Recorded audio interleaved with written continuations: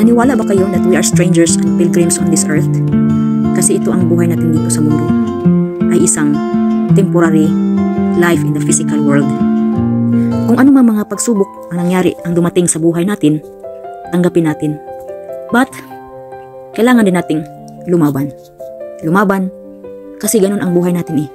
We are in this world na in duality. This is not the world ang pinangako sa atin ng Diyos. Ang pinangako niya ay ang kanyang anak na maghari sa mundo. Hindi pa yan natin nakikita, pero soon, we are in the last generation, and soon to see that reigning, o ang paghahari sa kanyang anak na si Yeshua, o tinatawag ng karamihan, si Jesus, si Jesus. Ang hinihintay ng panahon ngayon ay ang ating for asking sa ating forgiveness sa mga kasalanan natin simula natin yung pagkabata hanggang tayo ay, kasi open naman yun sa mga pagpasa yung to forgive our sins sa mga kasalanan natin. Open siyang, we are na sa Bisaya pa, pasayloon ta sa atong mga kalapasan. So, kung makita mo talaga ang sitwasyon natin ngayon, lalong-lalo na ngayon, is the more we are getting harder and harder, iniipit tayo sa mundong ito.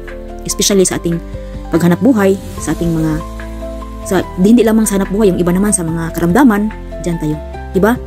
Ang hope is hindi sa itong physicality. Ang hope is in the coming kingdom of Yeshua.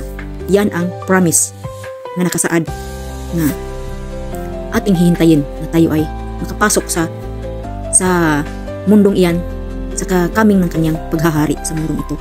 Darating yan. We are in the last generation.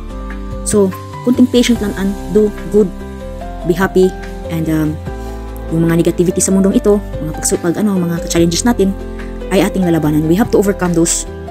Kahit ayun na talaga natin sa mundo, those who alam ng pangyayari, those naman hindi pa alam, yung nagsasaya sa kanilang buhay, at suddenly may mga pangyayari nga hindi asahan, normal lang yan sa atin. Kasi nandito tayo sa mundong ito. We are really temporary in the life of duality.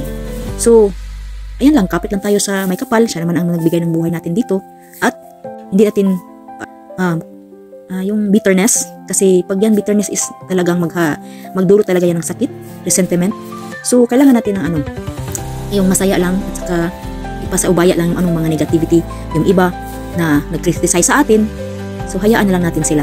Ganun, kung yan ang choice nila sa mundo, ang mag-criticize, yung mag-cheat sa iba, yung pinapahirapan tayo, hayaan na lang natin sila. Kasi sabi naman sa ay nakasulat naman, God's is His vengeance. Sa kanya ang vengeance is mine, diba? Sabi niya. So we let it that into His hands, and we let good thoughts, calm thoughts, mine sa ating pag-iisip, and continue every day. We give thanks for what the life He has given us. That is the most important nga mo-appreciate sa buhay natin everyday, na tayo ay still we are still buhay pa tayo, diba? Buhay pa tayo, everyday magpasalamat talaga tayo. So sana you are in this road of mine, and to walk in this life, a temporary life. And soon, it's not long.